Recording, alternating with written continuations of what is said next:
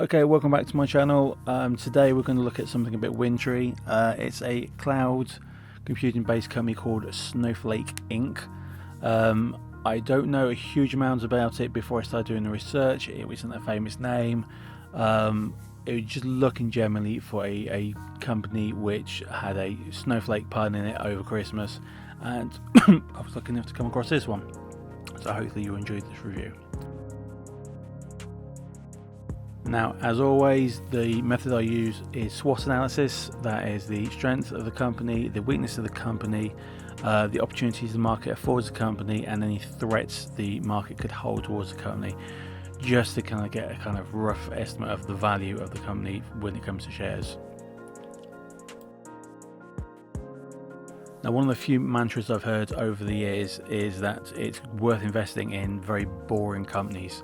It's probably a Warren Buffett idiom, but that's quite true of this company.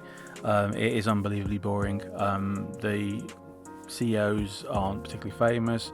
What they do isn't particularly special. It just seems to be out there doing its thing. It is cloud-based. It's just a bunch of servers in a room with a lot of power going into it. So from that point of view, it has tremendous opportunity for growth. And it has tremendous opportunity to basically become a small cog in a permanently turning engine of the world economy. Cloud-based computing is incredibly important now. It's part of the web, where we're up to now, Web 4, Web 5, wherever that is. It's part of that whole kind of network of how the internet's working at the moment, how everything's coming together, and these server-based companies, the web-based companies, are becoming very, very important, and their market share in theory should increase, and over the long term be very good value for anything. One of the interesting things is when I've looked up information on the company directly, it's been designated a core vendor by something called Gartner's prestigious Magic Quadrant. And it's taken first prizes in various startup competitions. I don't know if that's a good thing or whether it's a bad thing, but obviously it does have some form of favorability out there, and there are a lot of companies out there that are looking at it and basically investing their information into their services. Obviously that's really important, that they're able to kind of trust this company to be able to look after their data and handle the processes that they would use through the internet, rather than investing themselves in heavy equipment. Now, Snowflake is a young tech company. These often have quite vulnerable share prices. This is due to the fact that there's so much money going into them at one end, and yet there's so much revenue coming out at the other. That's why net losses can be often hysterically and terrifyingly in the just under billions mark. A lot of these companies that I've looked at over the past year or so, they're posting 500, 600 million losses on their net incomes. That's purely because they're investing so much in now.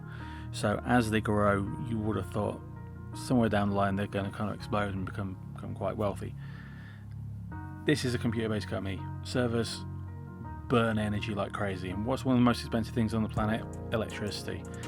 Unless they've got their own power source, unless they're starting to do what a lot of mining companies do, which is to like throw solar panels everywhere and wind turbines everywhere, they're going to obviously have very big bills going out. So not only they're having to every 5 years upgrade their equipment, which I would imagine costs one hell of a lot of money, given that a decent sized server that would serve a small business would probably be, I don't know, we're talking about 10,000, 20,000, depending on what you're getting. They're not going to be that far off it, scaled up massively. I mean, the reason you're going to be investing your data in the first place is because of that, because they're going to be able to eke out on the margins of wholesale probability. I think that's the weakness for it at the moment. Its income is always going to be burning money. It's whether it's the model going forward and whether that's going to lead to growth. Again, my big bugbear, which is always there with tech companies, is the lack of dividends. So we're going to put that under opportunity. They have the opportunity to give out massive dividends in the future. It could be one of those really boring companies like Coca-Cola was 100 years ago, whenever it was made, so that people like Warren Buffett can come along, invest in it then when it was nothing, and then when they're old, when you're an old person and you're retired, suddenly you've got endless dividends coming in for all these shares. Potentially that's what a company like Snowflake could be, but for the internet. It could own the next 1,000 generations, so Web 100 internet. It's the brains out there, and we're all investing everything we need to when it comes to information and data, and we're pouring it all into that, and we're paying a subscription to it from our salary as you know, just one of those things, like it was just a phone bill.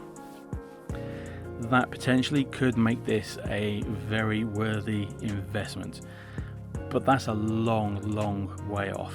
At the moment, the only opportunities are that the market is going to heal, that as we come out of this post crisis, endless crisis, I'm not going to mention that you could just throw 1,000 C's on all these crises that are going on at the moment, but everything that's affecting the markets at the moment, as that heals and the tech industry, all of the tech industries start to grow, then obviously the share prices in this are going to go up. At the moment, over the past year, it's lost 40%, 40.8 if you look at the data that's coming off of eToro. The share price is currently 163.29 as of Saturday the 4th of February. Past day alone, it's almost gone down 10%, just off of what's going on in the world, not so much to do with its own personal problems. These will change probably, so I'd say for the rest of the year, as the technology sector improves, I would say that there is a potential for it to go back up. The highest it's been over the past year, it was trading just over 350, so we're talking potential twofold increase just in speculative share growth. Now, there are going to be other companies out there as each one becomes more successful, as the technology becomes cheaper, as second-hand technology becomes cheaper. You're just going to see this has become like a de facto part of the world market. There's a danger that this could become as common as a car lot, as everybody has a part of this everywhere, and this particular company might stagnate completely. It might be bought by somebody else, which would be a good thing. You don't know what the web's going to develop into, how it's going to develop, or what it's going to develop into.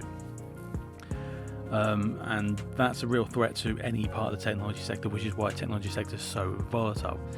It's also my argument for why they should give out dividends, because if you're giving out dividends as part of your ongoing business process, then you're going to be encouraging people to invest in your company. It shouldn't just be on value of the share. I really disagree with that quite fundamentally, that we're just getting share value rather than actually having access to what the company's profits, which, okay, they're not making many profits, if at all, but I think that there should be some reward for investing in this company other than to watch your money just disappear. Having said that, the company itself doesn't appear to be vulnerable directly to any threats apart from electricity going up and the cost of equipment increasing over the next couple of years. Is it worth investing in? Well, again, that's up to you. I'm just going to throw these facts out there and my opinions, having done a little bit of research, not a colossal amount of research, into just basically looking at what the sector looks like. And there are rival companies out there that do similar things. They've all got various minor UPIs, UPSs, unique sell points, what we're talking about, that will make it worth investing in. Snowflake is no different from any of those. It's just got a name which is quite easy to remember, although it's difficult to associate with cloud-based computing unless you've got a bit of a weather anorak and you can throw all this stuff together. The share prices in the tech sector are ridiculously low, but this is a very new company and there's potential for the share price to go up in the short term, and there's always a potential that it could develop into something that is very stable in your portfolio. Okay, so I think we'll just leave it there. Ta-ta for now.